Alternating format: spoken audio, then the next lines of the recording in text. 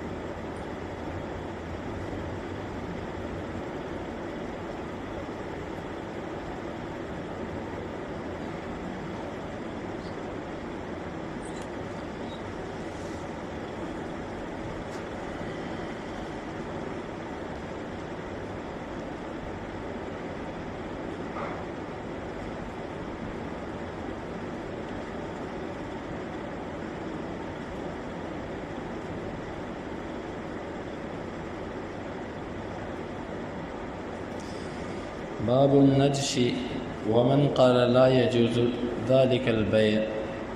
یہ باب ہے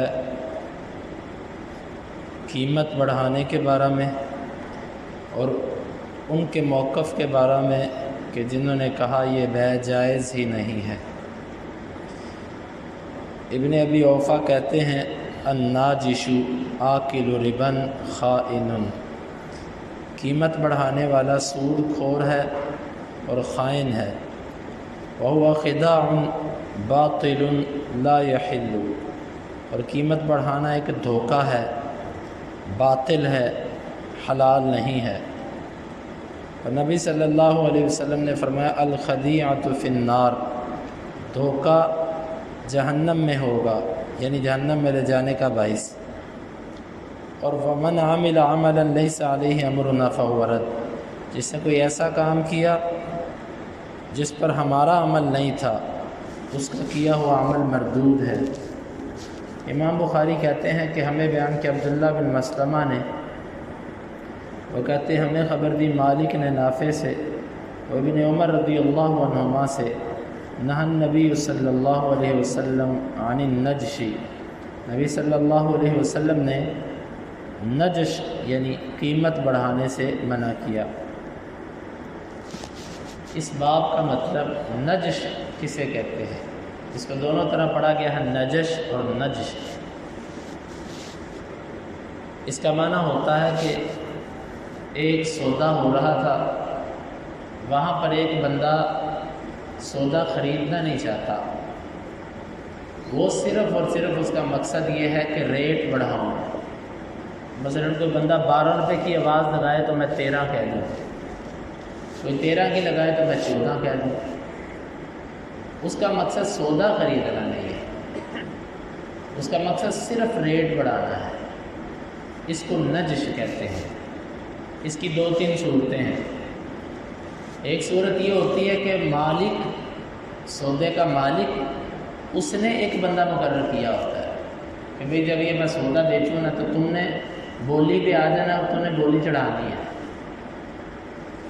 دوسری صورت اس کی یہ ہوتی ہے کہ مالک کو نہیں پتہ ہوتا، ویسے ہی ایک بندہ آ جاتا ہے، مالک کو نہیں پتہ ہوتا. پہلی صورت میں دونوں گنہگار ہیں، مالک بھی اور جو اس کے ساتھ بولی چڑھا رہا ہے وہ بھی. دوسری صورت کے اندر مالک کو علم ہی نہیں ہے، تو جب مالک بے خبر ہے تو وہ گنہگار نہیں ہے. گنہگار پھر اس میں وہ ہے جو بولی چڑھا رہا ہے. اور تیسری صورت اس کی بعض علماء نے یہ لکھی ہے کہ اکیلا مالک دکاندار خود ریٹ بڑھائے. وہ کیسے؟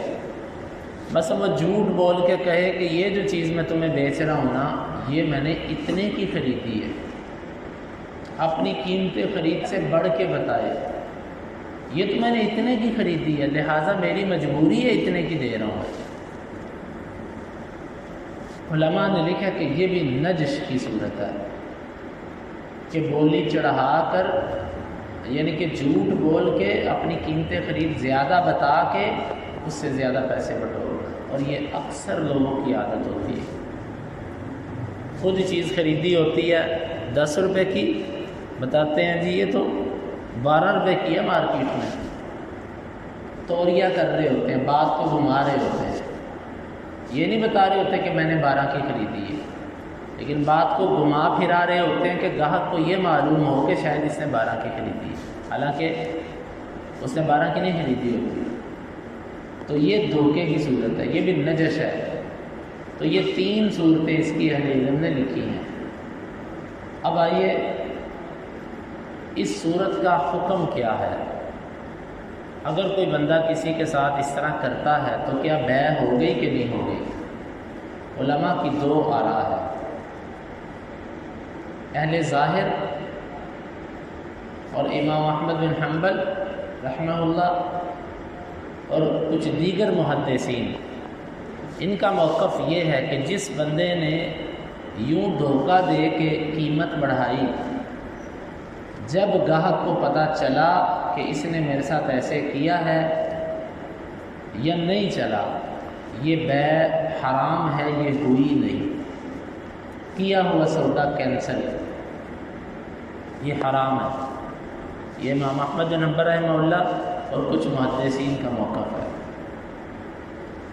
اس کے برعکس احناف اور شوافع، ان کا موقف یہ ہے کہ یہ بیع ہو گئی ہے، اگرچہ وہ گناہ گار ہے، سودا ہو گیا اگرچہ ایسا کرنے والا گناہ گار ہے۔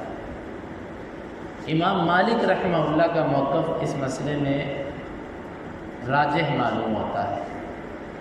وہ کہتے ہیں کہ نہیں، اس صورت کے اندر خریدار کو اختیار دیا جائے گا کہ بھئی تیرے ساتھ دھوکہ ہوا ہے، اگر تو چاہے تو سودا واپس کر دے، اگر تو چاہے تو رکھ لے۔ امام مالک رحمہ اللہ نے قیاس کیا ہے حدیث مسرات پہ۔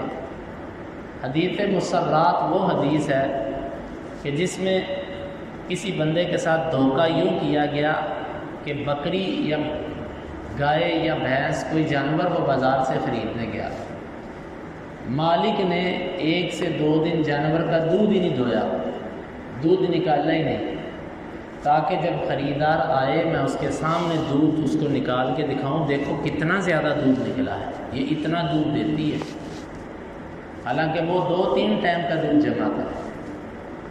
وہ بندہ بکری یا جو بھی جانور تھا وہ خرید کے گھر لے گیا، اس نے جب شام کو دھویا، صبح دھویا، جانور اپنے معمول پہ آ گیا، وہ جو 3 کلو نکلا تھا وہ کلو پہ یا آدھا کلو پہ آ گیا۔ اب حدیث کہتی ہے کہ اس بندے کو اختیار ہے، چاہے تو جا کے اس کا جانور اس کو واپس کر دے کہ تو نے میرے ساتھ دھوکہ کیا، یہ تو اتنا دودھ دیتا ہی نہیں، تو چاہے تو اپنے گھر پہ رکھ لے صبر کر کے۔ امام مالک کہتے ہیں جس طرح اس کے ساتھ دھوکہ ہوا ہے اسی طرح اس بندے کے ساتھ بھی دھوکہ ہوا ہے۔ اب اس کو اختیار ہے، یہ چاہے تو مہنگا سودا رکھ لے، چاہے تو جا کے واپس کر دے۔ واللہ اعلم بالصواب۔ امام مالک رحمہ اللہ کی جو بات ہے یہ وزن رکھتی ہے۔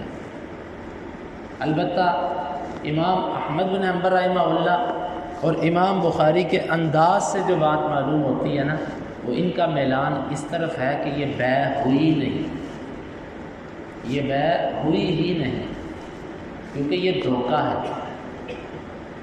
پھر ابن حزم رحمہ اللہ اور کچھ دیگر علماء نے یہ بات کہی ہے کہ اگر ایک بندہ چیز بیچ رہا تھا، وہ چیز تھی 10 روپے کی، وہ اس کو 7 روپے کی بیچ رہا ہے، وہاں پر ایک بندہ آ گیا خیر خواہی کے طور پہ، اس نے کہا یہ تو چیز 10 روپے کی ہے جو یہ 7 روپے کی بیچ رہا ہے۔ وہ خیر خواہی کے جذبے سے اس کی قیمت کو اصل پہ لانے کے لیے بولی چڑھاتا ہے کہ 10 روپے تک آ جائے۔ ابن حزم وغیرہ کہتے ہیں کہ یہ نجش نہیں ہے، یہ اس نے نیکی کی ہے، کیونکہ بیچنے والے کو اس کی اصل قیمت کا علم نہیں تھا، تو اس نے آ کر اس کے ساتھ نیکی کی ہے کہ اس کی قیمت اس حد تک بڑھائی ہے جس حد تک اصل قیمت تھی۔ وہ کہتے ہیں نجش کا تعلق ہے جب اصل قیمت سے ریٹ اوپر لے کر جاؤ، 10 روپے والی چیز کو آپ 12-14 میں بکوا دو، یہ نجش ہے، لیکن 10 والی چیز 7 کی بک رہی تھی، آپ 7 روپے سے اٹھا کے 10 روپے تک اس کی بولی لے آئے ہو، تو یہ نجش نہیں ہے۔ لیکن ابن حجر رحمہ اللہ نے اس پر رد کیا ہے، اور ابن حجر کی بات ٹھیک معلوم ہوتی ہے۔ نجس جو ہے نا، یہ جو صورت ابن حزم نے بیان کی ہے، اس صورت میں اس کا حق یہ بنتا ہے کہ وہ سیدھا سیدھا مالک کو کہے کہ بھائی تو اتنے کی کیوں بیچ رہا ہے، یہ چیز اتنے کی ہے ہی نہیں، یہ 10 روپے کی ہے تو کیوں 7 روپے کی بیچ رہا ہے۔ وہ سیدھا سیدھا دکاندار کو کہے، اس کو کیا ضرورت ہے مخفی طریقے سے ریٹ بڑھانے کی۔ اور یہ بات ٹھیک ہے کہ اگر اس نے خیر خواہی کرنی ہے وہ سیدھا مالک سے کہے بھائی یہ چیز اتنے کی نہیں ہے، کیوں بیچ رہے اتنے۔ البتہ وہ لین میں لگ کے ریٹ بڑھانے والا کام نہ کرے، یہ ٹھیک نہیں ہے۔ تو خلاصہ یہ ہوا کہ کوئی بھی بندہ جو خریدار نہ ہو ریٹ بڑھانے کے لیے ایسا کرے تو یہ نجس کے حکم میں آتا ہے۔ بعض دفعہ دکانداروں کے پاس کچھ لوگ بیٹھے ہوتے ہیں یاری دوستی میں، وہ کوئی گاہک آتا ہے تو وہ اس کو وہ بھی شروع ہو جاتے ہیں، او بھائی جان آپ کو یہ چیز اتنے کی نہیں ملے گی، یہ تو بڑی سستی دے رہا ہے۔ یہ بھی نجس کا کام کر رہے ہوتے ہیں جو کہ شرعاً جائز نہیں ہے۔ تو یہ ہے اس حدیث کے بارے میں، اس باب کے بارے میں تفصیل۔ اب امام بخاری جو لے کر آئے ہیں، ابن ابی اوفا کا قول لائے ہیں کہ قیمت بڑھانے والا سود خور ہے اور خائن ہے۔ سود کیسے اس نے کھایا؟ وہ کہتے ہیں سود اس نے اس طرح کھایا کہ جس طرح سودی آدمی اصل رقم سے پیسے بڑھا کر لیتا ہے، زائد پیسے لیتا ہے۔ 1 لاکھ روپیہ کسی کو دیا، 1,05,000 دے گا، 10,000 دے گا۔ یوں اس بندے نے بھی اصل رقم سے رقم بڑھا کر اپنا پرافٹ لیا بیچ میں سے، مال کھایا۔ یہ سود خور ہے اور خائن ہے، اس نے خیانت کی ہے۔ اور آگے امام بخاری کہتے ہیں وَهُوَ خِدَاعٌ بَاطِلٌ لَا يَحِلُّ، اور یہ خیانت کرنا، سود کھانا، یہ دھوکہ ہے جو حلال نہیں ہے۔ پھر آگے نبی صلی اللہ علیہ وسلم کا فرمان ذکر کیا کہ ہر دھوکے باز آگ میں جائے گا۔ تو بولی چڑھانے والا بھی دھوکے باز ہے، گویا کہ اس نے ایسا عمل کیا جو آگ میں لے جانے والا ہے۔ اور پھر یہ بھی فرمایا کہ جس نے کوئی ایسا کام کیا جو ہمارے طریقے سے ہٹ کے تھا وہ مردود ہے، کہ نبی صلی اللہ علیہ وسلم نے کبھی بولی کے اندر یوں نجش والا کام نہیں کیا، تو جو بندہ کرے گا اس کا یہ عمل مردود ہے۔ اسی سے امام احمد کہتے ہیں جب چیز مردود ہے تو اس کی بیع بھی مردود ہوگی، یعنی ہوئی نہیں۔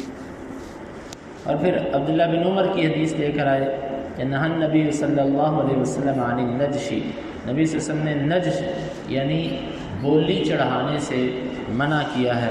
اللہ رب العالمین سے دعا ہے کہ اللہ تعالیٰ کتاب و سنت کو سمجھنے کی اور عمل کرنے کی توفیق عطا فرمائے۔ اللہم انفعنا بما علمتنا وعلمنا ما ينفعنا وزدنا علما وآخر دعوانا ان الحمد للہ رب العالمین۔